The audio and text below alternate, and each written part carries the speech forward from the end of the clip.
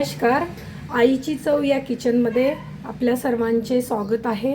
तर आजच्या व्हिडिओमध्ये मी देवाच्या प्रसादासाठी पूर्ण स्वयंपाक हा सात्विक बनवणार आहे.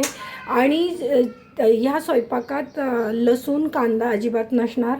ते नसतानाही भाजीला आणि आमटीला किती भारी अशी चव असते ते मी तुम्हाला आजच्या ह्या स्वयंपाकात दाखवणार आहे. तर आज मी बटाट्याची भाजी आणि आमटी आणि पुरी भात असं सगळं देवाला नैवेद्य बनवत आहे. तर बिना कांदा लसणाची ही भाजी आणि आमटी किती अप्रतिम होते हे आजच्या या व्हिडिओमध्ये मी तुम्हाला ही रेसिपी दाखवणार आहे. तर चला आपण वेळ वाया न घालवता सुरुवात करूया. तर कढई गरम झालेली आहे. आता याच्यात मी लाकडी घाण्याचं मस्टर्ड ऑइल टाकते.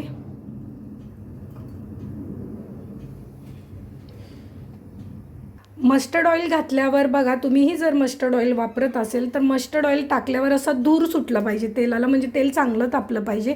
नंतर गॅसची फ्लेम बारीक करून आता ह्याच्यात मी मोहरी टाकणार आहे. मोहरी चांगली तडतडली की जिरं घालणार आहे. आता यात मी कढीपत्ता घालते आणि थोडं हिंग घालते. आता याच्यात मी आलं आणि मिरचीचं वाटण केलेलं आहे, तर हे मी घालणार आहे. आलं लसूणचं वाटण घातल्यावर 1-2 मिनटं त्याला चांगलं परतू द्यावं. परतल्यावर कारण की त्यातलं कच्चं पण निघून जातं. गॅसची फ्लेम तुम्ही थोडी मोठी करू शकता. आता 1-2 मिनटं झाल्यावर चवीनुसार तुम्ही मीठ घालायच्यात. हळद, हे दोन्ही एकजीव करून घ्या. आता याच्यात मी 1 चिमूटभर साखरही घालणार आहे, कारण की साखरेमुळं हळद मीठ जे प्रत्येक गोष्ट आपण घालतो त्याचा बॅलन्स छान राहतो आणि छान चव येते भाजीला. तर चिमूटभर घालायची, जास्त नाही. तर एवढी साखर घालत आहे.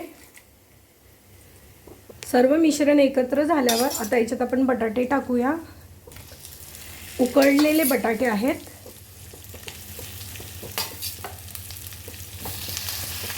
गॅसची फ्लेम मोठी करून हे सगळं चांगलं एकजीव करून घेऊया.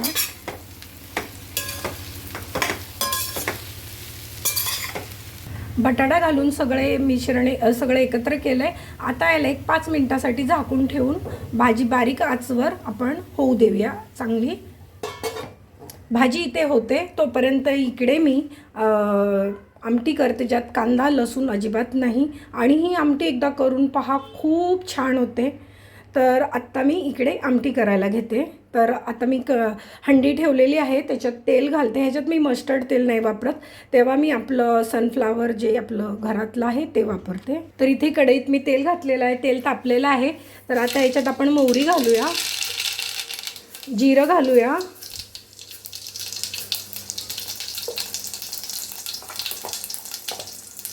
हिंग घालूया. गॅसची फ्लेम बारीक आहे बरं का. कढीपत्ता घालूया आणि ह्याच्यात आता आपण टोमॅटो घालूया. एक मी टोमॅटो ह्याच्यात चिरलेला आहे तो घालणार आहे. आता ह्याच्यात टोमॅटो घातल्यावर एकजीव करून सगळं आपण ह्याच्यात मीठ घालूया.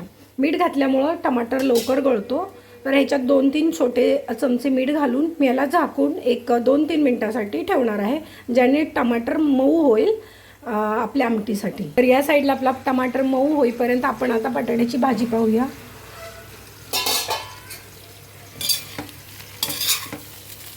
तर इथे आपली बटाट्याची भाजी झालेली आहे आणि ही भाजी चवीला खूप भारी लागते. ह्याच्यात कांदा लसूण काही नसताना पण फक्त आलं आणि मिरचीची चव खूप अप्रतिम येते. आता ही भाजी आपली झालेली आहे. आता वरून याच्यात आपण ओल्या खोबऱ्याचा कीस घालूया. सर्वप्रथम कोथिंबीर घालूया.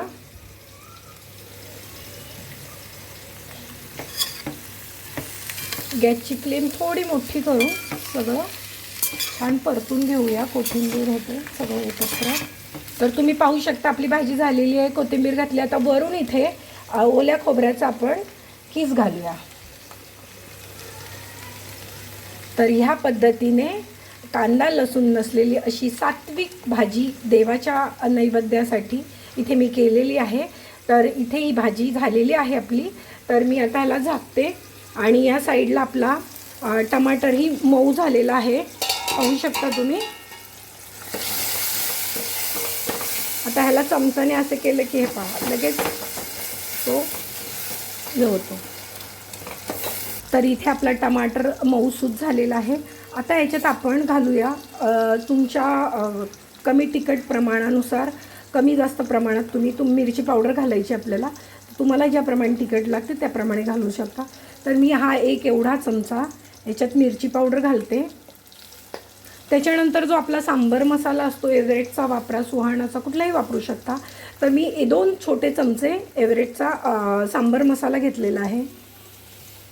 सांबर मसाल्यामुळे आमटीला खूप छान चव येते. आणि 1 चमचा मी हळद घालते याच्यात. हे सर्व एकत्र करूया आणि याच्यात थोडंसं नावाला पाणी घालूया. थोडी गॅसची फ्लेम मीडियम ठेवूया. आता याच्यात एक महत्त्वाची गोष्ट घालायची आपल्याला, ते म्हणजे जसं आपण बटाट्यात घातलं तसं ह्याच्यातही ओल्या खोबऱ्याचा थोडासा किस घालायचा, ज्याने आमटीला खूप चव पण येते आणि आमटी दिसायलाही खूप भारी दिसते. तर या पद्धतीने मी ओल्या खोबऱ्याचा किस घातलेला आहे. एक अर्धा मिनटासाठी ह्याला थोडंसं होऊ देऊया. खूप घट्ट वाटत असेल तर तुम्ही थोडंसं किंचित ह्याच्यात पाणी सोडू शकता, ज्याने सगळे मसाले आपण जे घातले ते सगळं छान शिजेल.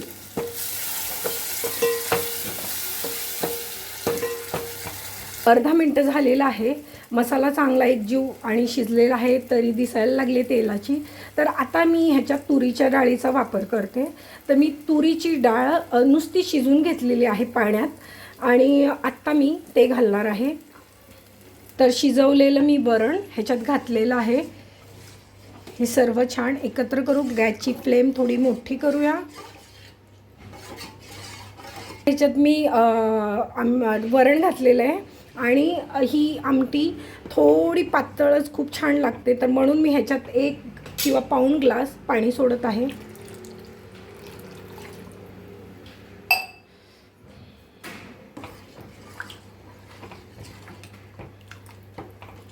खूप घट्ट ही आमटी चांगली नाही लागत, ही पातळच आमटी खूप छान लागते. आता ह्याच्यात एक महत्त्वाचा जी गोष्ट आहे गूळ. तर थोडंसं नावाला आपण ह्याच्यात गूळ घालू, ज्याने ही आमटी जास्त अजून चविष्ट होते. तर मी एक गुळाचा तुकडा ह्याच्यात घालत आहे. गूळ घालून झाल्यावर ह्या आमटीला उकळी येईपर्यंत शिजू 1-2 मिनटं छान उकळू द्यावं. त्याच्यानंतर वरून कोथिंबीर घालून ही आमटी तुम्ही चव पाहू शकता की मीठ बरोबर आहे की कमी जास्त असेल तर तुम्ही, जर कमी असेल तर तुम्ही घालू शकता मीठ वरून. तर आता ह्या पद्धतीने ही आमटी मी ठेवलेली आहे. आता त्याला उकळी आल्यानंतर गॅसची फ्लेम मी बारीक करेन.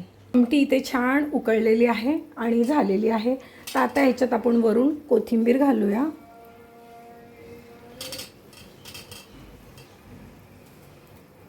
तर तुम्ही पाहू शकता गॅस बंद केला आणि अशी आपली आमटी सात्विक देवाच्या प्रसादासाठी अशी छान बनते आणि खूप अप्रतिम चव असते. एकदा नक्की करून पहा. तर चला, भाजी आणि आमटी माझी झालेली, आता मी पुऱ्या करायला घेते. तर देवाच्या नैवेद्यापुरत्या आता मी जेव्हा करते त्या पुऱ्या, नंतर बाकीच्या मी नैवेद्य दाखवून झाल्यावर सगळ्या निवांत करीन.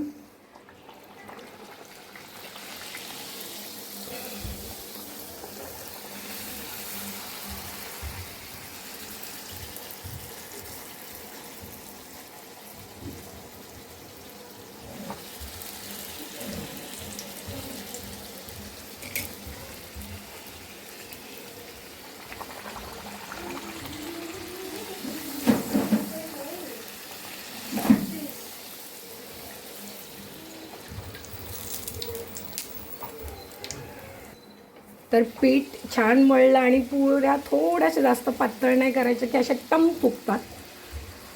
तर ह्या पद्धतीने आपण आज देवाचा सात्विक नैवेद्य करत आहोत. तर या माझ्या देवाच्या नैवेद्याच्या पुऱ्या झालेल्या आहेत. आता मी देवाला नैवेद्य दाखवून घेते आणि जे बाकीचं कणिक आहे त्याच्या पुऱ्या नंतर करीन. मी पाहू शकता देवाच्या नैवेद्याची थाळी तयार झालेली आहे आणि हे सगळं सात्विक जेवण मी देवाच्या नैवेद्यासाठी बनवलेलं आहे. माझ्या घरात मुलांना पुरीबरोबर श्रीखंड आवडतं म्हणून मी बाहेरून श्रीखंड आणलेलं आहे. पण तरी घरात गोड हे मखाणे मी तुपात अशी भाजून बरणीत भरून ठेवते. तर मी दूध, त्याच्यात थोडं तूप आणि साखर घातली आणि वरून हे तुपातले मखाणे त्याच्यात घातलेले. हे कृष्णाला सुद्धा ह्याची खीर फार आवडते. तर जेव्हा असं काही गोड मी बनवत नाही तर मग हे असं लगेचच्या लगेच आपण नैवेद्य म्हणून दाखवू शकतो. तर ही आमटी पहा आणि ही सात्विक भाजी आणि पुरी, ह्या पद्धतीने माझ्या देवाचं नैवेद्य सात्विक बनलेलं आहे. तुम्ही एकदा हे नक्की करून पहा. खूप छान आणि खूप चविष्ट अशी ही नैवेद्याची थाळी बनते. तर नक्की करा आणि तुम्हाला कशी वाटली ह्यासाठी लाईक, शेअर, कमेंट, सबस्क्राईब माझ्या चॅनलला करायला विसरू नका. तर आता भेटू आपण पुढच्या व्हिडिओत काही नवीन रेसिपीबरोबर. तोपर्यंत नमस्कार, धन्यवाद तुमचे सर्वांचे.